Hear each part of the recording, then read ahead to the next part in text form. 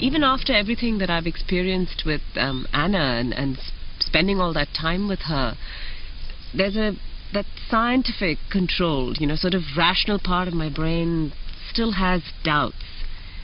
So I wonder what it will take to totally convince me. And then a unique opportunity presented itself.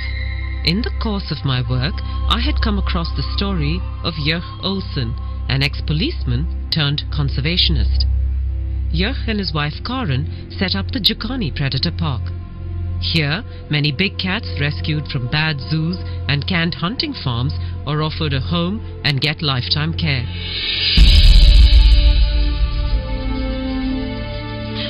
Jurg has a remarkable relationship with his cats, and he handles them in a way I have seldom seen before.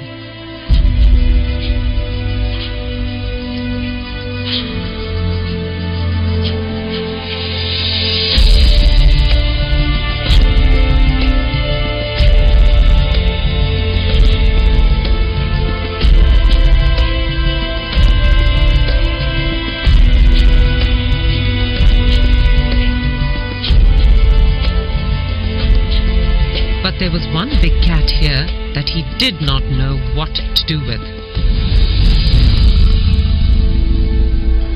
This black leopard, called Diablo, had been rescued from a European zoo where he'd been abused. That experience had made him suspicious and vicious.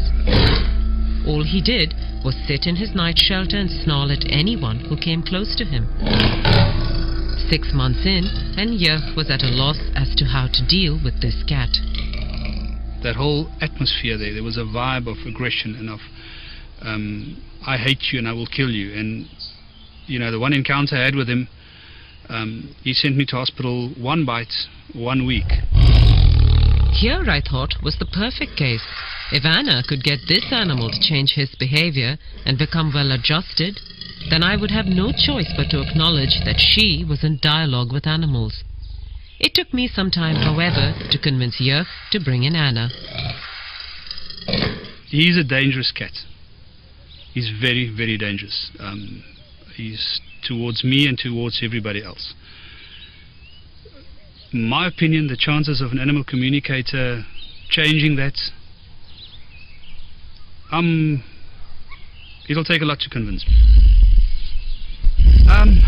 I honestly do not believe that an animal can talk to a human or communicate with a human. I've had animals my whole life. We give them commands, we give them instructions, and they do it as we habituate them, basically. But I'm very skeptical to think that an animal like Diablo will communicate or can communicate with humans. I am desperate, however. I do not want to lose him. I made sure that Anna had no information on Diablo or his history before she came to speak to the black leopard. I was nervous to see what would happen, as this animal never let anyone near his night shelter without a lot of snarling and growling. But the minute he saw Anna, he calmed down and let her kneel right outside and look at him.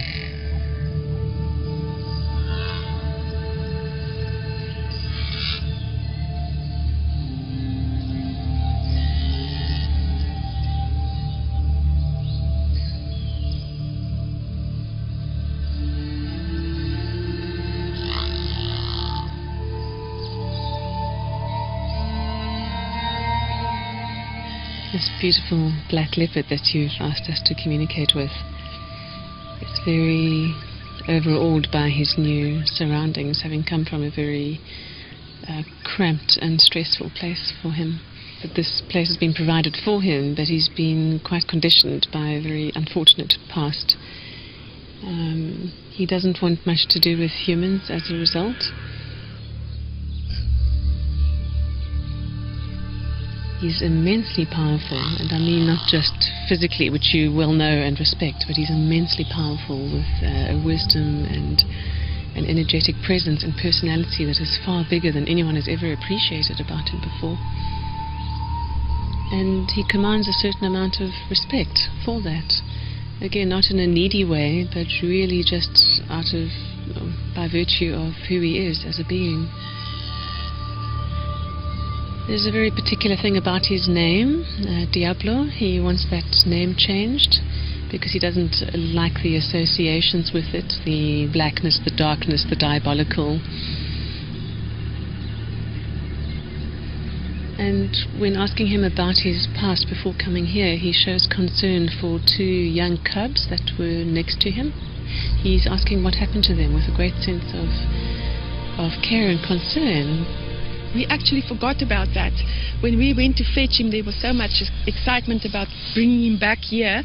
It actually slipped my mind until she said, he asked about the 2 cubs, and then we've remembered there were 2 little young leopard cubs next door to him that came from Rustenburg, and they were sort of semi-wild. They weren't hand-reared, and it just slipped my mind. And when they talked about it, I couldn't believe. I actually did believe it. I mean, then I really believed that they were communicating. And she communicated with him, and when we spoke to her and she relayed all the information back to us, firstly I didn't believe her. It's things that anybody can think out, and you can think, And then she said something about the cubs that were with him. And that changed this whole thing, because now all of a sudden, that's something that she didn't know about. And I've also reassured him that you have no demands of him here, that you're quite happy to not make any physical demands of him or any expectations for display or interaction, that you're really willing to let him be how he wants to be. And that's given him an enormous sense of relief. Yeah. And having told him that is for the first time made him actually genuinely interested in now exploring a bit further.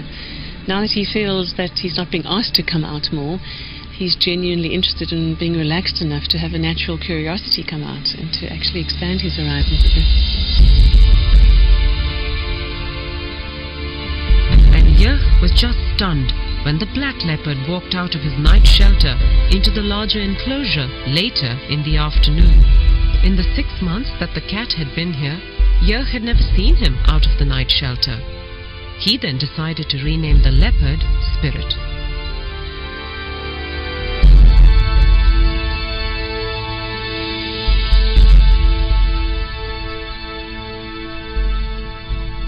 We told him that same afternoon that we're not going to call him Diablo anymore. And we understand and we agree with that the diabolical side of it. That's not what he is to us. And we'd like to change his name to Spirit.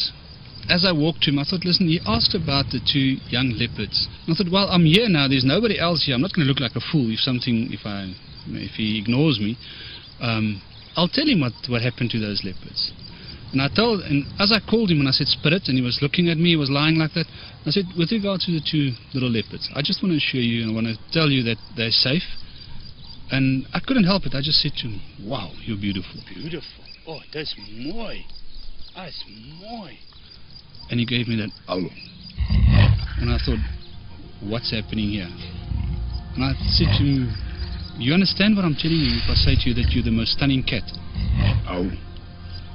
And I spoke to him and he answered me about 19 times. And he just sat there and he was totally relaxed.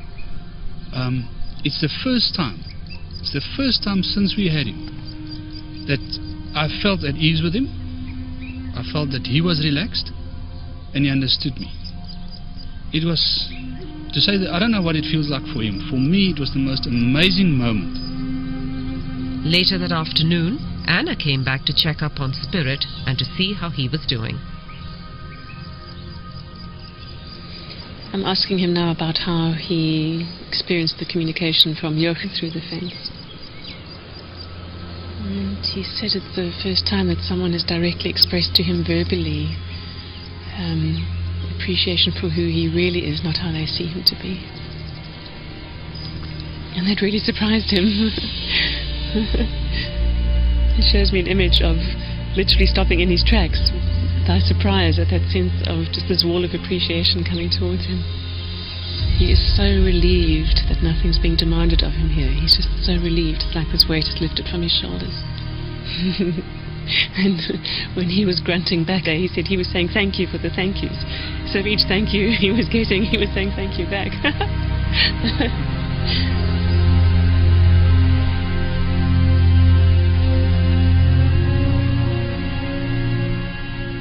Is there anything you'd like to say about that feedback? I think we'll talk about it this a bit later. I can't listen.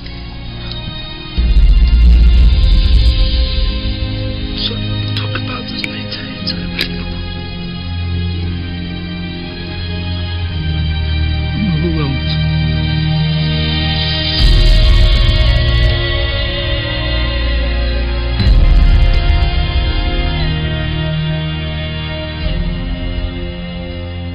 It's two different animals. It's two totally different personalities. We had a snarling cat, angry at everything, upset about being here, hating humans, hating us for having him here, you know, ready to kill in an instant. To this relaxed black leopard that's lying on top of his log in his shelter is this attitude of you recognize me for who I am now. And it's amazing to talk to him and get the talking and get him to talk back to us. Jurg and Karen attended Anna's workshop on animal communication and now use it regularly with all their animals.